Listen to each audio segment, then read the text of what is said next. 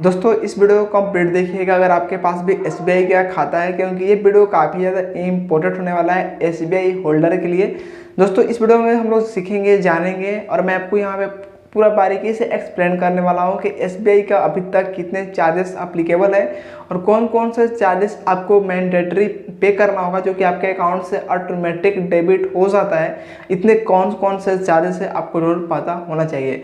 इसके लिए इस वीडियो को कंप्लीट देखिएगा बिना स्किप किए हुए। आगे बढ़ने से पहले आपसे छोटी सी रिक्वेस्ट करना चाहूँगा, क्योंकि इस चैनल पर फर्स्ट टाइम विजिट किया हो तो सब्सक्राइब कर लेना। इस चैनल पर इस तरीके के इंटरेस्टिंग एंड इन्फॉर्मेटिव वीडियो हमेशा देखने को मिलती रहेगी। बात करते हैं प्रोसेस की, चलिए वीडियो को स्टार्ट करते हैं। तो सबसे पहले बात करेंगे पासबुक का चार्जेस कितना देना पड़ता है। देखिए फ्रेंड्स, अगर आप एसबीआई के अंदर बैंक अकाउंट ओपन करवाते हो तो बैंक अकाउंट ओपन करने के जो टाइम पासबुक आपको मिलता है बैंक के द्वारा, वो पासबुक बिल्कुल फ्री होता है, उसमें कोई भी चार्ज आपसे नहीं लिया जाता है। लेकिन अगर आपके साथ ऐसा हो जाए, जैसे आप कहीं पे ट्रैवल कर रहे हो या चोरी हो जाता है या पासबुक कहीं बारिश से भीग के खराब हो जाता है या घर में से ही गायब हो जाता है, तो इस कंडीशन में आप दूसरा पासबुक लेने जाओगे, ब्रांच को विजिट करोगे, तो उस कंडीशन में आपको 118 रुपये और प्लस जीएसटी आपसे वहाँ पे चार्ज पे करने होंगे और आपको मैंडेटरी है 118 प्लस जीएसटी देना ही पड़ेगा सेकेंड पासबुक के लिए। तो मुझे उम्मीद है कि आपको पासबुक से रिलेटेड जो भी चार्जेस है समझ में आ गया होगा। अगर कोई डाउट हो तो मुझे डायरेक्ट इंस्टाग्राम पर मैसेज करके या कमेंट में कमेंट करके पूछ सकते हो, ताकि आने वाले वीडियो में उस टॉपिक को कवर कर पाऊँ। अब हम बात करते हैं एसएमएस अलर्ट, जो कि एसएमएस चार्ज। आपको पता होगा एसएमएस अलर्ट क्या है। जैसा कि आप देखते हो, जैसे कोई आपके अकाउंट से डेबिट पे करता है बैलेंस या क्रेडिट करता है कहीं से बैलेंस, तो उसका नोटिफिकेशन आपके मोबाइल द्वारा प्रोवाइड किया जाता है, जिसमें आपको इजीली पता चल जाता है कि हाँ हमारे अकाउंट से 200 रुपये, 2000 रुपये, 20,000 रुपये डेबिट हुए हैं और कहाँ पे डेबिट हुए हैं, और ये भी पता चलता है कि आपके अकाउंट में 200 रुपये क्रेडिट हुए हैं और कहाँ से क्रेडिट हुए हैं। तो इसको हम लोग बोलते हैं एसएमएस अलर्ट। अब एसएमएस अलर्ट का चार्ज कितना है, देखिए फ्रेंड्स, पहले होता था एसएमएस अलर्ट का चार्ज एसबीआई ने रखा था 15 रुपये पर मंथ। हर मंथ आपके अकाउंट से 15 रुपये डेबिट होते जाते थे, बट किसी को कुछ पता ही नहीं चलता था और काफ़ी लोग इसको इग्नोर भी करते थे कि 15 रुपये क्या ही है। लेकिन देखिए फ्रेंड्स, चाहे 1 रुपया कटे या 2 रुपये कटे, आपको पता होना चाहिए कि आखिर ये क्यों कट रहा, किस रीजन से कट रहा। आज 2 रुपये कटा, कल हो सकता है कि आपके अकाउंट से 20,000 रुपये कट जाए, तो आप बहुत ज़्यादा सदमे में हो जाओगे कि इतना सारा बैलेंस क्यों कट गया। तो अगर आपका अकाउंट से कि बैलेंस कट रहा है तो उसको पता होना चाहिए कि बैलेंस किस रीजन से कटा हुआ है, ताकि आप मतलब पूरा क्लियर हो जाओ कि हाँ इस रीजन से मुझे बैलेंस हुआ, मेरे अकाउंट से कटे हुए हैं। तो पहले एसएमएस अलर्ट का जो चार्जेस है 15 रुपये पर मंथ लिया जाता था, बट अब एसबीआई ने अपडेट के बाद ये चार्जेस को बिल्कुल फ्री कर दिया है, मतलब बिल्कुल इसको हटा दिया है। अब एसएमएस अलर्ट के लिए कोई भी आपको एक्स्ट्रा चार्ज नहीं देना है।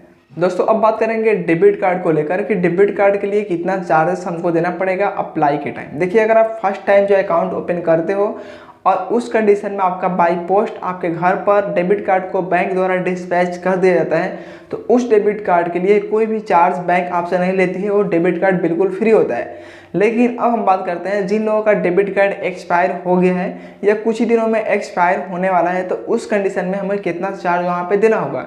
देखिए फ्रेंड्स, इसमें भी 2 कंडीशन है, मतलब यहाँ पे 2 टाइप है। मान लीजिए आपका डेबिट कार्ड एक्सपायर होने वाला है, तो एसबीआई ऑलमोस्ट सभी यूजर के साथ यही करती है कि 1 महीना पहले ही new debit card by post उसके घर पर भिजवा देती है। लेकिन अगर आपके केस में ऐसा नहीं हो, मतलब डेबिट कार्ड भी एक्सपायर हो गया पूरी तरीके से और डेबिट कार्ड आपको बैंक आपके घर पर डिस्पैच नहीं किया हो, तो आपको तो मैनुअली अप्लाई करना होगा, ऑनलाइन नेट बैंकिंग से आपको अप्लाई करना होगा या ब्रांच को भी जाके आप फॉर्म फिल करके न्यू डेबिट कार्ड ले सकते हो, कोई प्रॉब्लम नहीं है। लेकिन अगर आ जाता है ऑटोमेटिक डेबिट कार्ड, तो इसमें आपका कोई चार्ज नहीं लिया जाएगा। लेकिन अगर आपके केस में डेबिट कार्ड ऑटोमेटिक नहीं आया है एक्सपायर होने से पहले, तो आपको मैनुअली अप्लाई करना होगा और उस कंडीशन में आपको 300 रुपये प्लस जीएसटी पे करना होगा न्यू डेबिट कार्ड के लिए। देखिए फ्रेंड्स, यहाँ पे 2 कंडीशन में आपको बताया। अगर वही डेबिट कार्ड ऑटोमेटिक आ जाता है आपके बैंक से, तो वहाँ पे कोई चार्ज नहीं देना है। लेकिन वही डेबिट कार्ड अगर ऑटोमेटिक नहीं आता है, तो आपको मैनुअली वहाँ पर अप्लाई करना होगा और उस कंडीशन में आपको 300 प्लस जीएसटी पे करने होंगे। ये तो हो गया डेबिट कार्ड का चार्जेस अप्लाई के लिए। अब फ्रेंड्स हम बात करते हैं कि मान लीजिए जो डेबिट कार्ड आप यूज़ कर रहे हो, उस डेबिट कार्ड का एनुअल इनकम मतलब एनुअल चार्जेस कितना है। तो देखिए फ्रेंड्स, एसबीआई के अंदर जो डेबिट कार्ड आप यूज़ कर रहे हो, देखिए ऐसे तो अभी अपडेट के बाद काफ़ी सारे डेबिट कार्ड का अलग अलग चार्जेस कैटेगरी वाइज कर दिए गए हैं, लेकिन अभी रिसेंटली जो चल रहा है मैं उसी को यहाँ बता रहा हूँ। आप ऐसा मत बोलना कि आपने फेक बताया है, ये टाइम टू टाइम हमेशा अपडेट होता है और चेंज होता है। उसके साथ ही आपको वहाँ पे एसबीआई का ऑफिशियल वेबसाइट पर जाकर चेक करना होगा। लेकिन अभी जो चल रहा है फिलहाल, वो यहाँ पे 140 प्लस जीएसटी आपका एनुअल चार्जेस एसबीआई आपका डेबिट कार्ड का लेती है। मतलब वो ऑटोमेटिक आपके अकाउंट से डेबिट हो जाएंगे। एनुअल बोले तो 1 साल, मतलब फाइनेंशियल ईयर्स में 140 प्लस जीएसटी आपका डेबिट कार्ड का चार्ज पे करना होता है। सभी बैंकों के अंदर अलग अलग रूल है। एसबीआई की जो है मैं आपके साथ यहाँ पे शेयर कर दिया हूँ। ये भी हो सकता है टाइम टर्म अपडेट के साथ ये भी चेंज हो जाए, बट अभी रिसेंटली यही इसका रेट चल रहा है। ठीक है दोस्तों, अब हम बात करेंगे जीरो बैलेंस। अगर आपके पास एसबीआई का बैंक अकाउंट हो या जीरो बैलेंस अकाउंट नहीं भी हो, तो यहाँ पे काफ़ी लोग कन्फ्यूज हो जाते हैं कि हमारे अकाउंट में कितना बैलेंस मेंटेन करके रखना होगा ताकि कोई इसके लिए पेनल्टी ना लगे। देखिए फ्रेंड्स, एसबीआई सभी अकाउंट की मैं बात करूँ तो यहाँ आपको कोई भी यहाँ पर अगर आप जीरो बैलेंस अकाउंट हो या ना हो, अगर इस कंडीशन में आपके अकाउंट में बैलेंस नहीं भी है, आप बैलेंस मेंटेन नहीं भी कर रहे हो, तो भी कोई एक्स्ट्रा चार्ज आपसे नहीं लिया जाएगा। अभी फ्री है, पहले चार्ज लगता था बट अभी एसबीआई ने इसको हटा दिया है, बिल्कुल जीरो कर दिया है। इसके लिए कोई भी चार्ज नहीं देना है। लेकिन अगर आपके पास वही करंट अकाउंट है एसबीआई का, तो हाँ आपको 5000 मंथली बैलेंस मेंटेन करके रखना होगा, नहीं तो आपका प्लांटी लग जाएगा। इसका चार्ज कितना है मुझे नहीं पता है, क्योंकि मैं वहाँ पे वेबसाइट पे देखा तो मुझे कहीं नजर नहीं आया। सिर्फ इतना लिखा हुआ था कि आपको 5000 मेंटेन करना है। तो मुझे अगर जैसे ही मिलेगा तो मैं आपको कमेंट में पिन कर दूंगा, लेकिन अभी मेरे पास ये इन्फॉर्मेशन नहीं मिला है, जैसे कि उसका चार्जेस कितना है जीरो बैलेंस अकाउंट के ऊपर अगर मेंटेन नहीं करते हो, या मंथली इनकम बैलेंस जो एवरेज है उसको मेंटेन नहीं करते हो एसबीआई को सेविंग अकाउंट पे और करंट अकाउंट पे कितना चार्जेस है अभी नहीं पता है। ठीक है, अगर आपको पता होगा किसी को तो कमेंट में जरूर कीजिएगा। तो करंट अकाउंट में आपको मिनिमम बैलेंस 5000 मेंटेन करना है, लेकिन सेविंग अकाउंट में जीरो भी रखोगे तो इसमें कोई आपसे चार्ज नहीं लिया जाएगा। देखिए फ्रेंड्स, अब बात करते हैं एसबीआई डेबिट कार्ड विथड्रॉ के लिए। जैसा कि अभी काफ़ी ज़्यादा इम्पोर्टेंट है और काफ़ी लोग ऐसा मिस्टेक करते हैं। अगर आपके पास एसबीआई का डेबिट कार्ड है, एटीएम कार्ड जिसको हम लोग बोलते हो, हालांकि वो एटीएम कार्ड नहीं है और डेबिट कार्ड है, चाहे जो भी हो, चले आपको जो भी आप उसको बोल सकते जो भी समझते हो। एसबीआई का डेबिट कार्ड से अगर आप एसबीआई के एटीएम मशीन से विड्रॉ करते हो तो यहाँ पे आपसे कोई चार्ज नहीं लिया जाएगा, बिल्कुल फ्री है। आप जितना चाहे उतना एसबीआई के एटीएम से ही विड्रॉ कर सकते हो। लेकिन आप कहीं ऐसे जगह पे चले गए हो जहाँ एसबीआई का एटीएम नज़र नहीं आ रहा हो, कोई अदर बैंक का एटीएम है, like SBI, HDFC, axis bank और भी बहुत सारे ऐसे इंडिया के अंदर बैंक है। अगर किसी भी आप बैंक के एटीएम से डेबिट कार्ड से विड्रॉ करोगे तो उस डेबिट कार्ड से विड्रॉ करोगे तो भी कोई चार्ज नहीं है, लेकिन सिर्फ 3 बार, मतलब 3 बार ही फ्री है। आप 3 बार में से आप एक बार एचडीएफसी से निकाल सकते हो, आईसीआई से, या तीनों बार आप एक ही बैंक के एटीएम से निकाल सकते हो। अदर बैंक की मैं बात कर रहा हूँ, ध्यान दीजिएगा। ठीक है, अगर तीसरे बार कंप्लीट हो जाने के बाद अगर आप चौथे बार किसी भी अदर डेबिट मतलब एटीएम मशीन से विड्रॉ करे हुए एसबीआई एटीएम को लेकर, तो वहाँ पे आपको 30 रुपये पर ट्रांजेक्शन चार्ज लिया जाएगा। ये चीज़ हमेशा आप ध्यान दीजिएगा, अदरवाइज आपका अकाउंट से ऐसी फालतू के बैलेंस डेबिट होते चले जाएंगे और आपको पता भी नहीं रहेगा कि आपका एटीएम कार्ड क्या है और आप किस एटीएम मशीन से आप पैसा को विड्रॉ कर रहे हो। ठीक है, तो ये चीज़ हमेशा याद कर लीजिएगा। अदर बैंक से निकालने के लिए 3 टाइम फ्री है, उसके लिए आपको फिर से एक्स्ट्रा 30 रुपये पर ट्रांजेक्शन चार्जेस पे करने होंगे। एंड इसी के साथ फ्रेंड्स ये भी ध्यान दीजिएगा, काफ़ी लोग ऐसे करते हैं कि उनके अकाउंट में जीरो बैलेंस है या उनके अकाउंट में 10,000 रुपये मान लीजिए फॉर एग्जांपल, और जाके एटीएम मशीन से वो 20,000 का ट्रांजेक्शन कर रहे हैं, तो इस कंडीशन में आपसे वहाँ पे 30 रुपये प्लांटी के तौर पे चार्जेस पे करने पड़ सकते हैं। तो ऐसा गलती मत करना, पहले चेक करना आपके अकाउंट में एक्चुअली बैलेंस कितना है, उसके बाद ही आप विड्रॉ करना। अदरवाइज आप बैलेंस कम है और अमाउंट ज़्यादा इंटर करके एडवांस में आप पैसा लेना चाहोगे तो वहाँ भी आपको 30 रुपये पर ट्रांजेक्शन पे चार्ज लगते चले जाएंगे। तो ऐसा आप मिस्टेक मत करना। ठीक है, देखिए फ्रेंड्स, अब बात करते हैं कैश होल्डिंग। कैश होल्डिंग का मतलब ये है कि मान लीजिए आप कैश को लेकर अपने एसबीआई ब्रांच से डिपॉजिट करना चाहते हैं, तो इसमें मुझे कितना चार्जेस देने होंगे। अगर आपका जिस ब्रांच का अकाउंट है, जैसे फॉर एग्जांपल मान लीजिए आपके गांव में 2 ब्रांच है, ठीक है, ए और बी, हम यहाँ पे नाम देके चलते हैं। तो मान लीजिए आपका अकाउंट ए ब्रांच में है, तो अगर आप ए ब्रांच में जाके एसबीआई के कैश डिपॉजिट करोगे, चाहे जितना भी कर सकते हो, यहाँ पे कोई चार्जेस नहीं है। लेकिन बी भी एसबीआई का ही ब्रांच है, लेकिन उसमें आपका अकाउंट नहीं है, आपका तो ए ब्रांच में अकाउंट है। ठीक है, समझिएगा अच्छे से।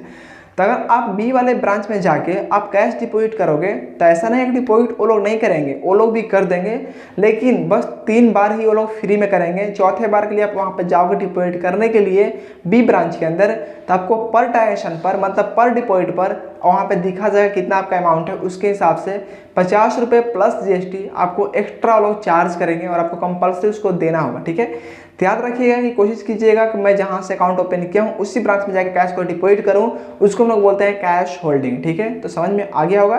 कोई भी कन्फ्यूजन हो कमेंट करके जरूर पूछिएगा, आगे मैं नेक्स्ट वीडियो में सारे टॉपिक को कवर करूँगा।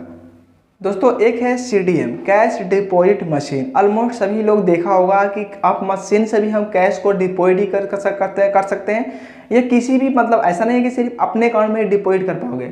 आपके फैमिली में जितने भी SBI का अकाउंट है, आप अपने डेबिट कार्ड से उस सारे के सारे अकाउंट में डिपॉजिट यानी ट्रांसफर कर सकते हो। उसको बोलते हैं CDM कैश डिपॉजिट मशीन। अब यहाँ पे हम बात करेंगे इसका चार्ज अप्लीकेबल क्या है। देखिए, अगर आपके जो अकाउंट है उसका जो डेबिट कार्ड है, उस डेबिट कार्ड से उसी अकाउंट में आप मनी को डिपॉजिट कर रहे हो तो कोई चार्जेस नहीं है। लेकिन आप अपने डेबिट कार्ड से अपने मम्मी के अकाउंट में बैलेंस को ट्रांसफ़र कर रहे हो, डिपॉजिट कर रहे हो, तो आप 3 टाइम फ्री में कर सकते हो। 4th टाइम के लिए आपको वहाँ पे 22 रुपये प्लस GST पर ट्रांजेक्शन पे करने होंगे। ये चीज़ हमेशा ध्यान दीजिएगा। अब बात करते हैं चेकबुक अप्लाई करते हैं तो इसके लिए कितना चार्जेस देना होगा। अगर आप अकाउंट ओपन करते हो, उसमें आप चेकबुक वाले ऑप्शंस को टिक करते हो, तो आपका जो चेकबुक आपके घर पर मिलेगा वो चेकबुक बिल्कुल फ्री रहेगा। उसमें कोई चार्ज नहीं लगेगा। वो 10 पेज का ही होगा, मतलब उसमें 10 चेकबुक ही रहेंगे। लेकिन अगर आप किसी भी रीजन से दोबारा से चेकबुक अप्लाई करते हो 10 पेज का ही, तो उसमें आपको 40 रुपये प्लस GST एक्स्ट्रा आपके अकाउंट से डेबिट हो जाएंगे। ये चीज़ हमेशा ध्यान में दीजिएगा। दोस्तों अब हम बात करते हैं अकाउंट क्लोजर के लिए कितना चार्जेस है। अगर मान लीजिए आप SBI के अंदर अकाउंट ओपन कर लिए हो और किसी भी रीजन से उसको परमानेंट क्लोज करना चाहते हो, तो ये चीज़ ध्यान दीजिएगा कि अकाउंट ओपन होने के 14 दिन बाद और 1 ईयर से पहले आप उस अकाउंट को क्लोज करोगे तो आपसे 500 रुपये प्लस GST वो लोग चार्ज करेंगे। लेकिन अगर आप 1 साल बाद उस अकाउंट को क्लोज करना चाहोगे तो उसमें आपको कोई भी चार्ज नहीं लिया जाएगा, बिल्कुल फ्री है। आप फ्री में अपने अकाउंट को क्लोज कर सकते हो।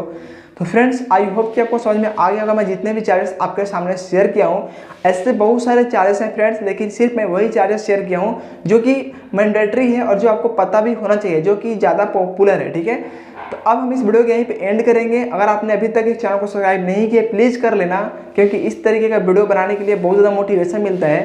Thanks for watching.